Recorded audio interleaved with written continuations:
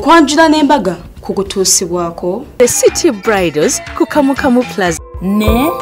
Apeta spiced curry powder kakolebwa Castle Scent of Spices ebusega kalina akawoowo.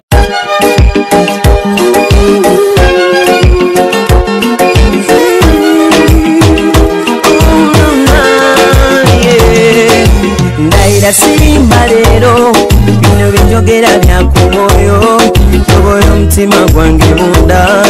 ekukubira nze ne kuntujja omukwano leero njagala otegere nti wampamba wotoli siryasenywa nze sebaka nyabo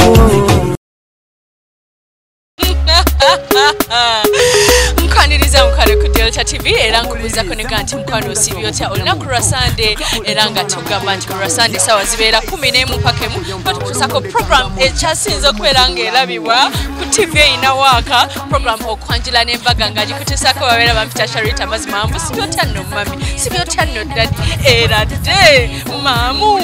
nyoge mirembe mukoleka amakubo anti bye bigawo by'otelokosa mikolo gyaffe egy'okwanjula era nga gamba nti mkwano okunyuma bwenti omukyala Maria's Bridal yanyambaza Gomez no Maria's Bridal ali ku Zai Plaza level 2 room 4 edduuka lya Maria's Bridal kuliko kifaananyi kyange nyambadde amagomesi ago nekyo mukwano bw'olaba nga kuliko kifaananyi kyange gendayo omanye nti nti awo we watufu negamba nti katogamba mama Sharita ng'akoze akabiri ye ng'anyumye makeup. Oh my god, janku Sharita's hair clinic ku Nasa Road fa bakyasinze okukola ku bagole mu Uganda era enviri zino be bazinkozeko ne makeup nenjala okitegedde mukwano tusomesa n'abagala okuyiga enviri nga tutandikira ku mitwalo 10 ngokugamba mukwano nti gowns ennungi ne chain dresses ebirungi ne maize dresses obijja ku City Bridals wali eri ku Kamukamu Plaza Quente Road eduka number GF34 genda ku City Bridals engato zino nzijja wali eri ewakato dozolabo tigato twakato tulungi nnyo genda yo mukwano nawe ofune engato okuva wakato sales center atera tewerabira kubeeranga munnange bannaffe aba Apeta curry powder ke kanza ligo mchalo mfumbo ko ino okubeera nako manyi bagamba nti buli mchalo mfumbo abeerayo n'akantu ke yesigaliza akakuma amakage akatigo omuchala laba Delta TV nkuwadde gabwa wesigaliza kibayita Apeta curry powder nga kuboteka mu nvazo ate nga tukimanyi kino kwangula omutima gw'omusajja oyita mu lubuto okitegedde yita mu kumufumbira ebiwooma olaye bw'atakongera ekisanja olunaku lero tugenda kutuusaako omukolo gw'okwanjula nga tunaba gukutuusaako kujjukizaako nti Sunday wedde twakutuusaako emikolo gyaffe egy'ebiri nga twaliko ne wali emasulita tukutuusaako omukyala alabika obulungi Sophie Nasuna n'omwami we Jackson Musoke yasooka n'agaana ebintu Jack n'agamba ndi mukwano nina okutwala n'ayongera ebirabo olwaleero tulina ebiri tulina ogw'okwanjula omukyala gwe bayita Judith Kagoda n'omwami we David Kalyesubula naye nga tugenda kusookera omukyala gwe bayita Nacheyune nga yanjula omwami we wali eri eruweero kankutuuseko omukolo ogwo bwe gwabadde guli ate oluvannyuma tukomewo nkutuuseko ogwa Judith aba ku Delta TV tukole nkagala nnyo for your loving groundbreaking. Sometime girl we be relating. Ku mukolo guno ogwokubiri tuli Luweero era nga tutandise ne decoration nga ku kwanjula tumanyiddwa nti batera nnyo okukozesa shouting colors bwe bati bakozesa white, orange ne green ate nga yo bridal tent oba tent omugole mwagenda okubeera nayo ba decoratinze bulungi.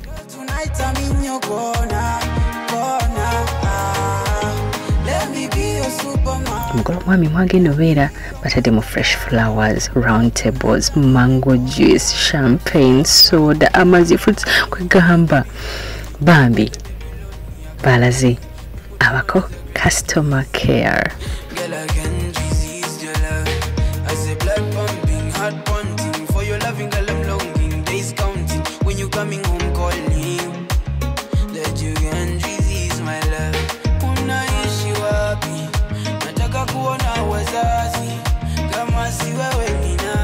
Mu nyumba engoye z'omugole omukyala bazipanze bulungi era zagenda okubeera ng'ayambala.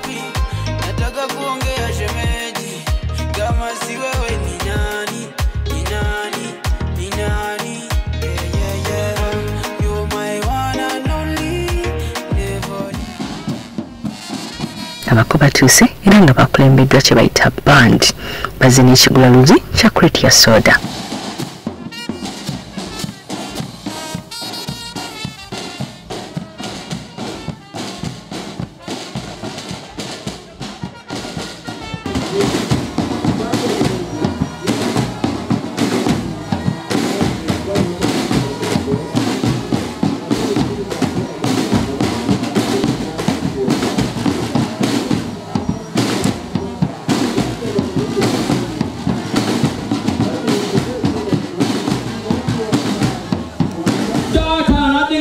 na linnya ki era lyaki omukulu Kizito oyawummula ndi naye obanga oli naye ng'olina muto oyo kyakubali nkufunudde gy'oli mukulu alambula eta nti obanga olina ne munno oyo kyakubali nkufa enyegenya mukibirizeemu ababiri mwembi mutuuke eno obuuyi buno ekyamazima wenaakulabirako mukulu kansijulimbe mpolampola kubanga omwana omulenzi gwonsindikidde olwampadde akazina byonanga matwegirise mukulu bwekyo n'ensabyo limbeera bwentuma oyo omwana w'obulenzi mukulembeemu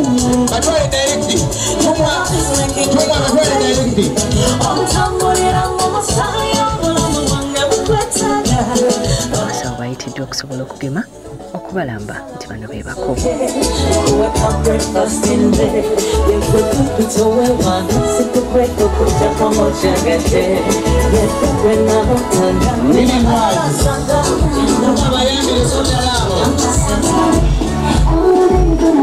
mukadde wange omulungi abaana b'abasawo bakoze ekitali kyamu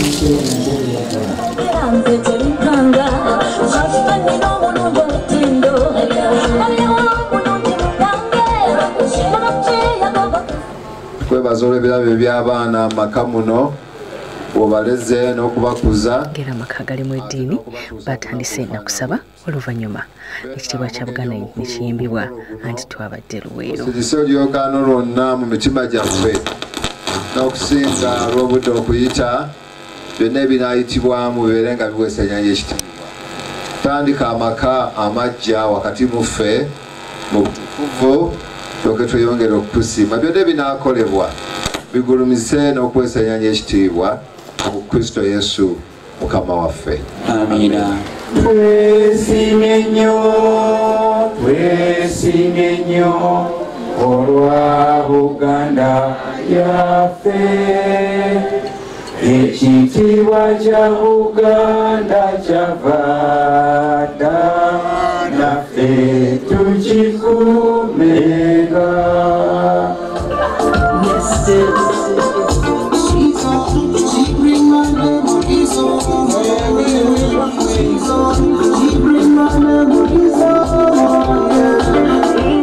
abasawo bakomezaawo ripooti olw'abaana ne bajja ne basobola okubuuza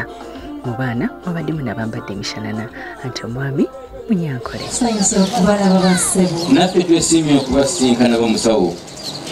eradde bassebo eradde nnyo omusawo sengana bassebo omusawo musibye mutya nno olungi bassebo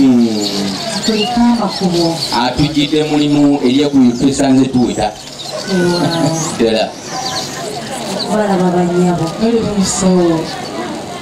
eradde banyabo eradde nnyo omusawo tena banyabo bulungi bamusawo musibye mutya nno bulungi banyabo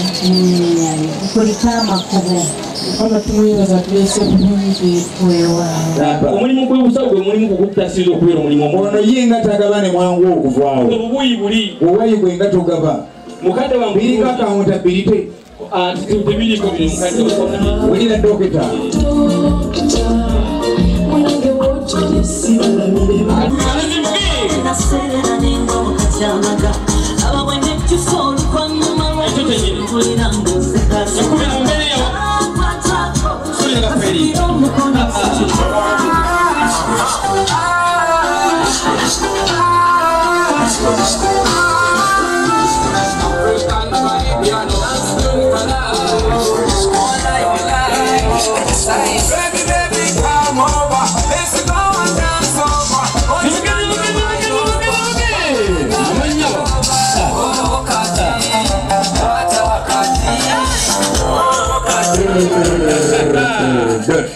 Seno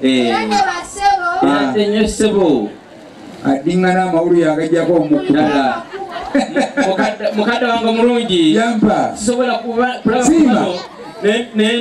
nempisa budde nga asiikirengoko ebinyeebwa egamba tosigala kyekimu sijja kusiikirangoko ebinyeebwa ate nga nebibisa ebirya ebaaba omulabyo nayambadde golopera yasembe ekyemma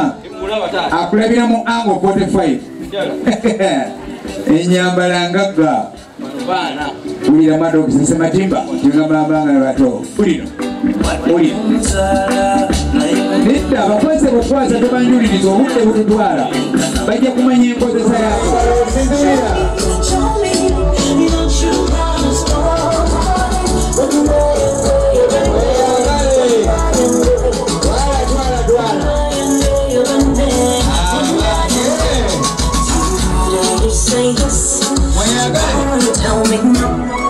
You give me a smiley face, and when you look, you turn me on.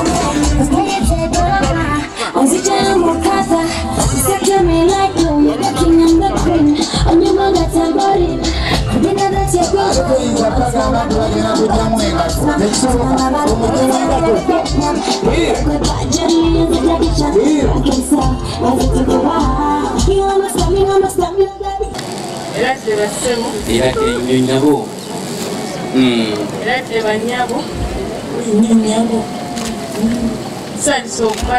naffe twesiimye kubasinkana bamulamu mukama atulese bulungi tumubaza tuyinza kubeera bamalala ng'okwali wakiri kwajimba kidere motoka za mipiira minene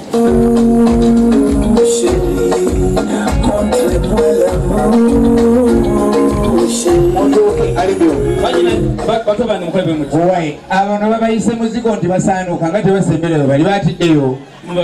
ebirabo babadde bizaayo mukole kyenjawulo fukabizako kulu kumu obaana bataata ate bagambe nti omukazi muliro otakwefukambira tegwasitukawo akati oba ositukawo situkawo bwoti kusa okusituka omwana balagirire kuba kubibiramu experience you stand up together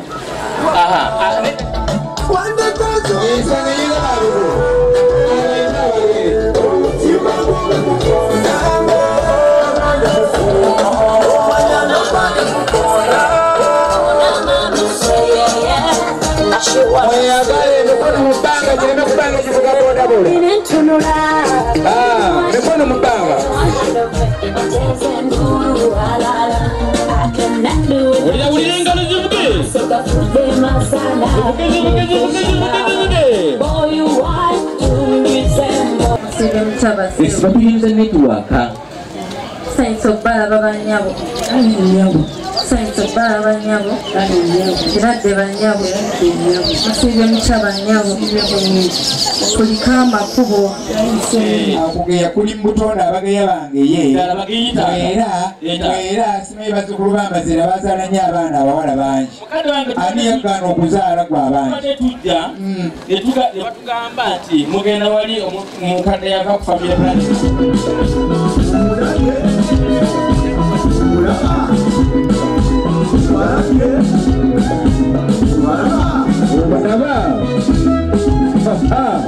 batusibyeko olukomera baganda bangembala babaana baffe naffe twesiimye okubasinkana bamuko era nnyo basebo nnyo muko kuleta amakulu basebo mukama atulese bulungi tumwebaza bulungi nnyo ddala amiina era nnyo bannyabo tumwajangukono bulungi bannyabo mukulika amakubo mukama atulese bulungi tumwebaza mwebale okutulindirira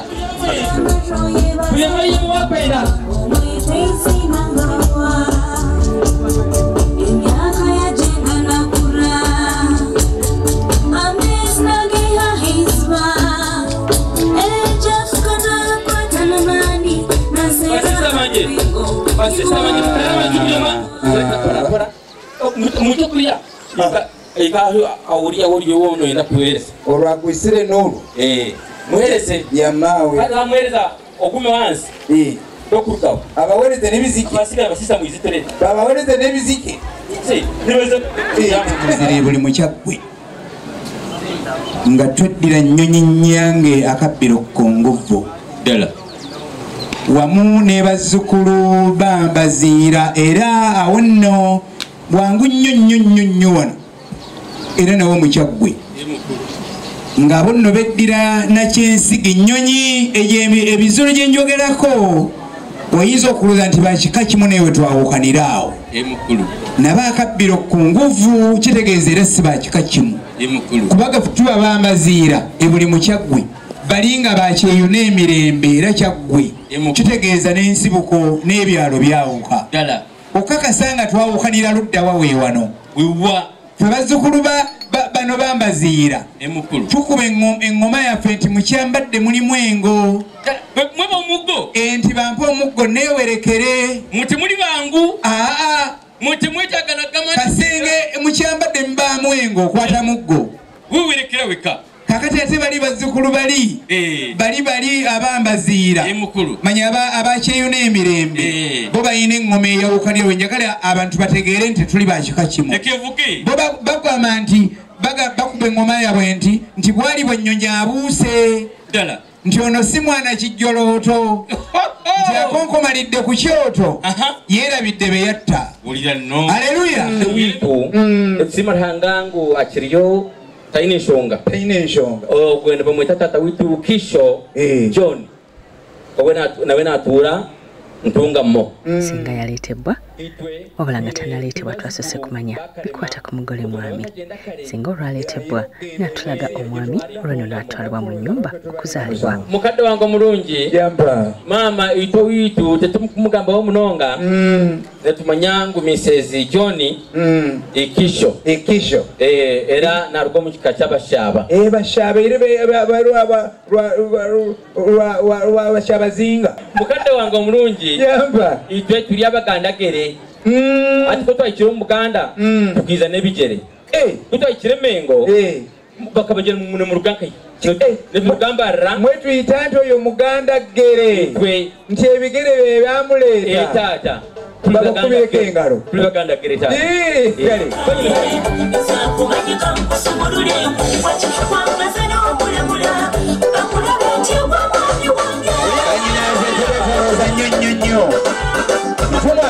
abantu bakulu nnyo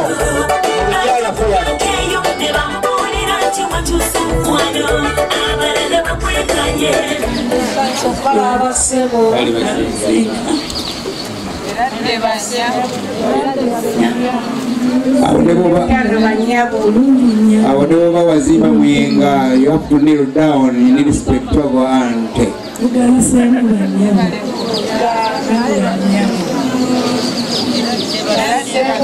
era nnyo basenga bulungi basenga musiri mutwe basenga temuze tukakanyemu mwanyina zaabo bagenyi bo engalo zimugi kati omwana w'obulenzi ng'ogabira basenga omwana w'obulenzi wamanya ekyago ekyaddono east ng'oba basenga bo ebirabo mukadde wange omulungi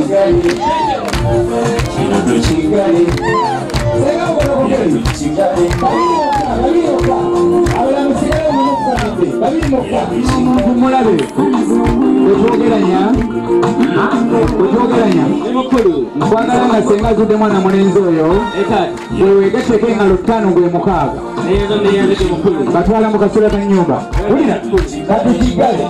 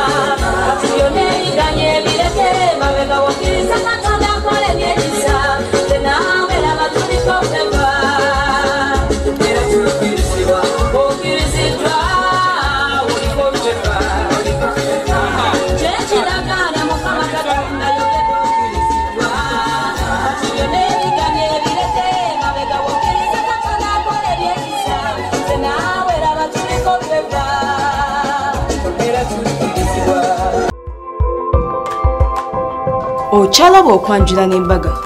nga kukutuusibwako The City Bridals ku Kamukamu Plaza. Ne